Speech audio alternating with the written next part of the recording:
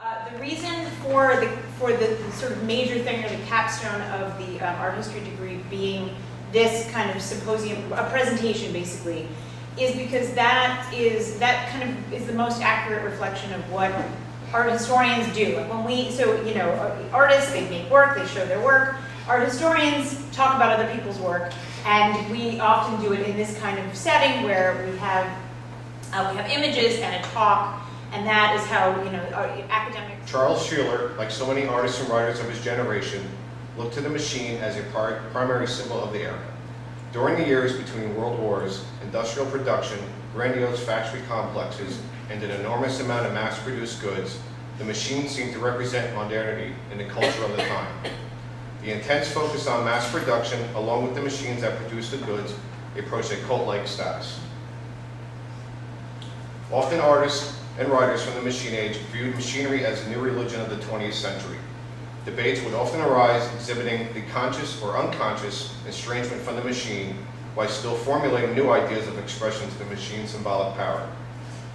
In this presentation, I will explore Charles Sheeler's Upper Deck 1929, as seen here, as a precisionist experiment in which Charles Sheeler attempted to merge photography, painting, realism, and abstraction into the combined approach.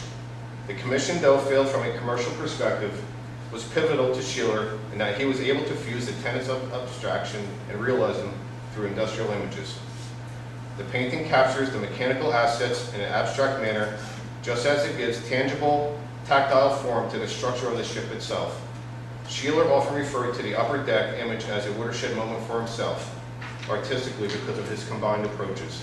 With careful examination of the upper deck. In museology, decisions about how to display works of art are crucial in determining how viewers encounter the objects on display. The method of curating a space becomes all the more important and complex when the works being presented were initially not intended to be pieces of artwork alone.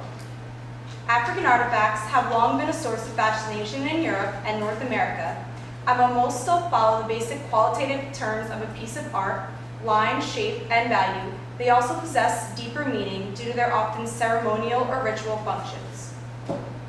Due to the content and meaning contained in African works of art, the method of display while featuring the works in a museum becomes one of great controversy and discussion within the art community.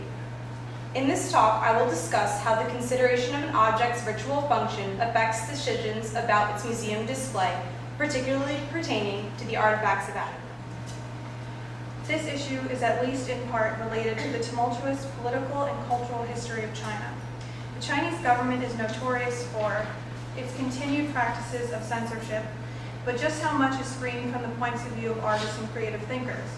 Although there is no doubt that China is progressing in leaps and bounds in many respects as it comes into the modern world, work by gay artists, work depicting homosexual subjects, and even art suggesting sexually deviant lifestyles are still touchy topics, so much so that some Chinese artists have trouble showing their work in their own country.